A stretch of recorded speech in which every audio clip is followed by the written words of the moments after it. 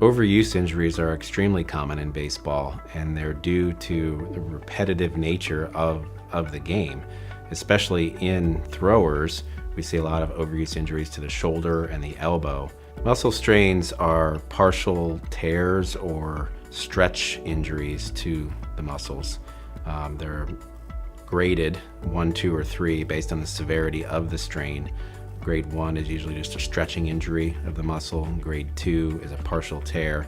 Grade 3 is a complete tear of the muscle, and those are less common, fortunately. Baseball, with the repetitive activity and the high stress that we place on certain muscle groups, puts athlete at risk for those types of injuries. A labral tear is a disruption or a stretching or some type of an injury to the structure surrounding the socket part of the shoulder, called the glenoid. The labrum acts to give stability to the shoulder, and when that's disrupted or torn, it can lead to instability symptoms in the shoulder. Dead arm syndrome is a constellation of symptoms, and it can be from multiple injuries or multiple issues in the shoulder. Most commonly, we see it in throwing athletes or overhead athletes, and it's due to an injury such as impingement or a labral tear or rotator cuff tear in the shoulder.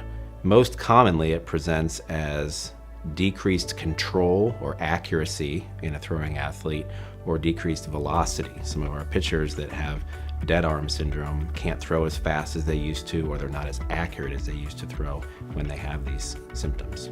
Thrower's elbow is also known as medial epicondylitis. It's a syndrome of pain on the inside part of a thrower's elbow, the medial epicondyle, where there is enough discomfort there that they notice the pain and it actually affects their throwing motion. It is due usually to overuse, or it can also be due to increased activity all of a sudden, and can also be due to incorrect throwing technique. UCL elbow strain is similar to the medial epicondylitis or the thrower's elbow, but specifically with a UCL strain, the ulnar collateral ligament, or the ligament on the inside part of the elbow, is stretched or partially torn. And usually this occurs over time, but can occur suddenly or traumatically. And the throwers notice it as pain on the inside of their elbow, and it can also lead to decreased velocity and decreased control as well. I think it's very important when an athlete is going to perform in a game or even in a practice session to warm up before that game or practice session.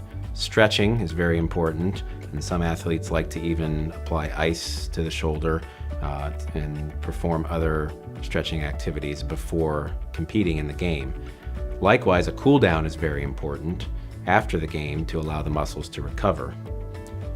Resting after a game is also very important, particularly in overhead athletes and throwers. We like to have most of our throwers rest for several days after performing a game where they throw multiple pitches, 50, 60, 70 pitches. In our younger athletes, we like to have them rest for several days. Some studies have shown that cross-training and varying the activity that an athlete, especially a young athlete, performs is very helpful to overall efficiency and overall excellence in a certain type of sport. So we don't want our athletes playing competitive baseball year-round. They do need some time off, they do need rest, they do need a variability in their activity to perform at their top level. Pitch counts are very important in reducing injury, and it varies by age. We want our younger athletes and throwers to be throwing less than our older athletes. Generally speaking, we look at 7 and 8-year-olds as having a maximum pitch count per game of about 50 pitches. When you're 9 or 10 years old, 75 pitches is acceptable.